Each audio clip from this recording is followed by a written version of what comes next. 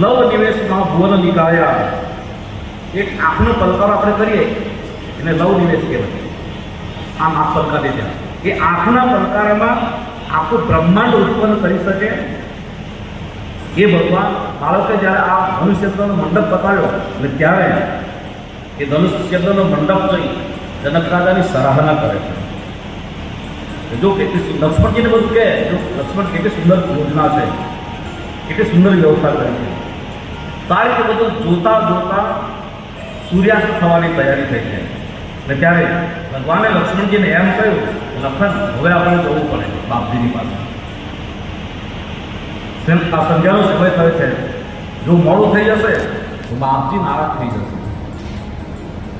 આ રીતે ભગવાન રામ અને લક્ષ્મણજી એ સાથે બાળકો હતા, બાળકોને વિનીત વાક્યો કહે છે, બહુ પ્રેમથી ચર્ચા કરી.